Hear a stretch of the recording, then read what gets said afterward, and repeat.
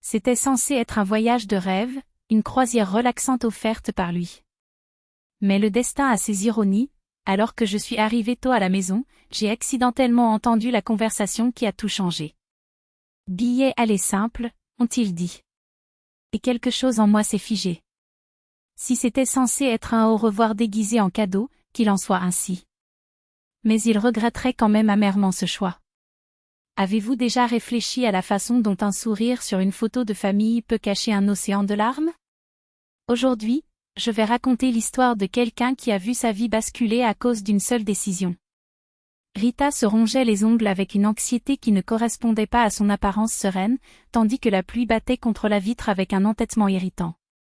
Cette année-là semblait avoir oublié le soleil, les jours gris s'éternisaient comme une phrase, et son humeur, déjà ébranlée, s'effondrait à chaque goutte qui tombait.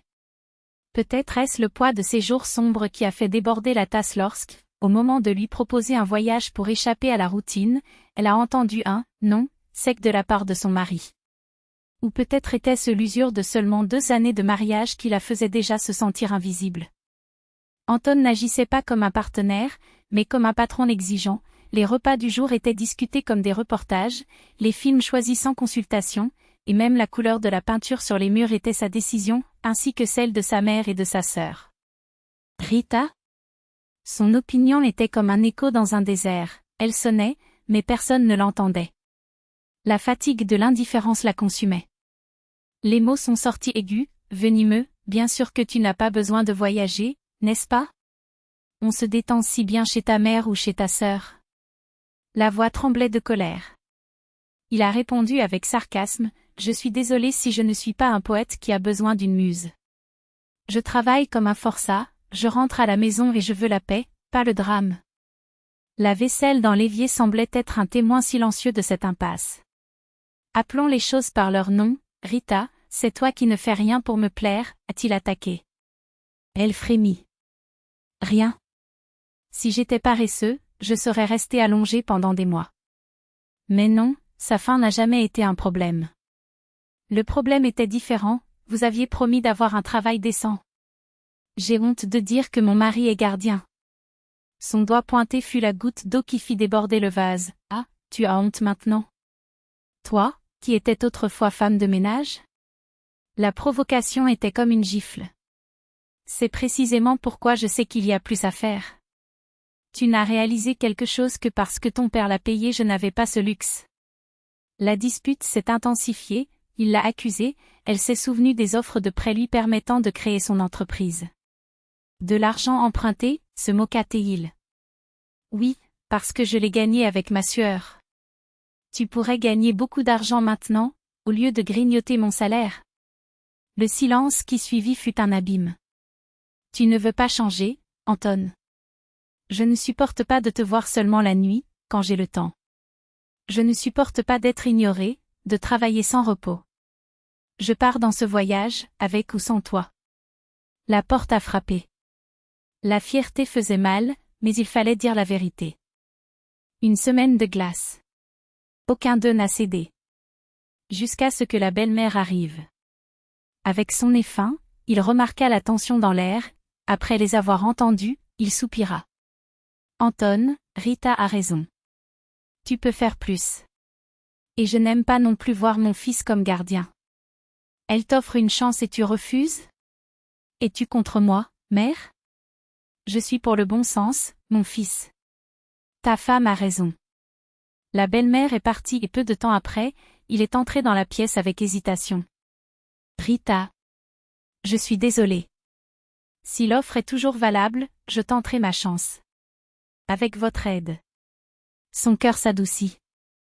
Ils ont passé la nuit à planifier son avenir. Le lendemain, ils sont allés à la banque, ont retiré l'argent qu'elle avait économisé, et le soir, une surprise. Des bougies, un dîner fait maison et une enveloppe. Tu voulais te reposer. Cela me fait honte de ne pas avoir réalisé à quel point tu étais épuisé. Le voici, une croisière. Plusieurs escales, tout compris. J'espère que ça te plaira. Elle retint ses larmes.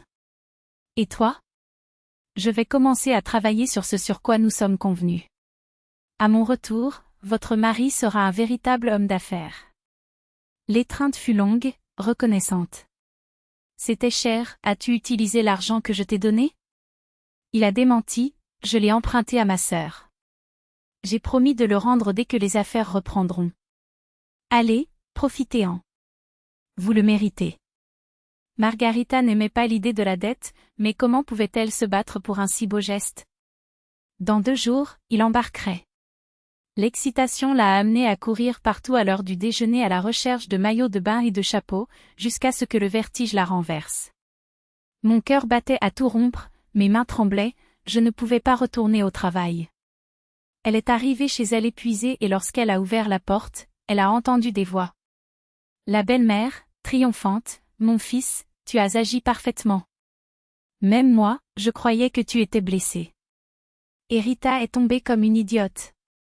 La réponse d'Anton fut un rire froid, elle a avalé tous les mensonges. Demain, elle part et ne reviendra jamais. L'affaire est conclue, j'ai remis tout l'argent qu'elle a économisé, mais en échange, sa société, son appartement, ses économies, tout à moi. Et avec l'héritage de sa tante, j'en prendrai encore plus. Quand ils la déclareront disparue, personne ne regardera. Rita recula, horrifiée. Le « cadeau » était un piège. Le billet aller simple n'était pas une métaphore, c'était une phrase. Courir. Survivre. C'était soit ça, soit cela devenait une autre statistique en mer. Ses parents ont appelé, mais elle a raccroché avec un clic sec, comme pour couper le dernier fil qui la liait à cette vie. La porte a claqué avec un bruit calculé, non pas le désespoir de quelqu'un qui s'enfuit, mais la détermination de quelqu'un qui revient pour tracer sa propre voie. Les chaussures volaient sur le sol, le manteau était jeté sur le canapé avec le même naturel qu'une personne qui venait de rentrer du travail. « Mon Dieu, comme je suis épuisée et affamée », dit-elle en passant sa main sur son visage comme pour effacer les dernières heures de terreur. Vycroft, toujours serviable, était déjà en train de trancher le pain et de faire bouillir l'eau pour le thé, tandis que Rita mâchait chaque mot avec la même précision avec laquelle elle dévorait les sandwichs. « Je n'en peux plus aujourd'hui, j'ai besoin de dormir. » Anton ne la dérangeait pas. Pas un regard, pas une question. Pour lui, elle n'était qu'une pièce parmi d'autres sur le plateau, et les pièces ne remettent pas en question le joueur. Mais pendant qu'elle faisait semblant de se reposer, les pensées de Rita fonctionnaient comme un moteur à plein régime. Si ce n'est pas là, il sera méfiant. Si tel est le cas, cela pourrait être la fin. Le billet aller simple a brûlé dans son sac à main comme preuve de culpabilité ou de courage. Si je dois payer autant, que ce soit pour mon propre jeu, a-t-il décidé. Et quand la nuit tombait, elle faisait semblant de dormir, mais chaque muscle tendu planifiait son prochain mouvement. Dawn trouva Rita sur la banquette arrière d'un taxi, sans hésitation, sans larmes. Les doigts se resserrèrent sur la poignée de la valise comme si c'était la dernière ancre avant le naufrage. Et lorsqu'il monta sur le pont du navire, ses pas ne tremblèrent pas. Un signe décontracté à Anton, « À bientôt, mon amour », alors que la distance qui les séparait se transformait en kilomètres d'océan. Mais la cabane est devenue sa forteresse. Il n'est pas sorti une seule fois. Les repas arrivaient par la porte, les regards curieux de l'équipage étaient ignorés. Elle le savait, le premier port serait son dernier jeu d'échecs. Et quand les ancres sont tombées, Rita a composé 3 numéros avec un calme à effrayer le diable. Le remplaçant au travail, les parents, la police. J'ai un rapport à faire. L'homme engagé par Anton a été retrouvé dans sa cabane, allongé sur le lit comme s'il était en vacances, une bière à moitié vide sur la table. Moi? Tu es quelqu'un? Non, monsieur, rit-il en se grattant le ventre. Le type m'a payé pour aider sa femme à avoir un accident loin de la côte. Mais je ne suis pas un meurtrier, juste un gars qui avait besoin d'argent. Et regarde, il a été généreux, pour un imbécile qui ne sait même pas négocier. Lorsqu'ils lui ont montré la photo d'Anton, la reconnaissance a été instantanée. Celle-là? J'ai payé ma dette avec son argent. J'ai même été surprise, il n'a pas l'air d'être du genre à en avoir autant, tu sais? Mais qui suis-je pour interroger? Rita se contenta de hocher la tête, comme pour confirmer quelque chose qu'elle savait depuis des années. Puis un autre appel téléphonique. Cette fois, pour le remplacement. J'ai toutes les signatures, les cachets, les preuves du prêt qu'il n'a jamais restitué. Soit je récupère mon argent, soit je poursuis en justice. Et je trouve un avocat spécialisé en divorce. J'y serai bientôt. La fête d'Anton pour la liberté de sa femme s'est transformée en cauchemar lorsqu'on a sonné à la porte. Il n'y avait ni fleurs, ni champagne. C'était l'assistante de Rita, avec un sourire courtois et un dossier rempli de documents. Le délai de libération est de 24 heures. Après cela, les actions en justice commencent. Il a essayé de jouer cool. Quel argent? Nous sommes mariés, ce qui est à elle est à moi. Mais les mots se perdaient dans l'air. Personne n'était là pour discuter. Juste pour exécuter. Et puis elle est apparue. Rita, qui aurait dû se trouver au fond de la mer, est entrée accompagnée de 2 policiers. La scène était presque comique, Anton emballant des bijoux, sa belle-mère mettant de l'argent dans sa poche comme un rat paniqué. « C'est un vol », cria la femme. « Non », corrigea un officier. « C'est une preuve. » Lorsque la porte se referma derrière eux, Rita changea les serrures. Il a ensuite appelé son avocat. C'est alors seulement qu'il s'autorisa à s'allonger sur son lit et à fermer les yeux. Le silence était si épais que ça faisait mal.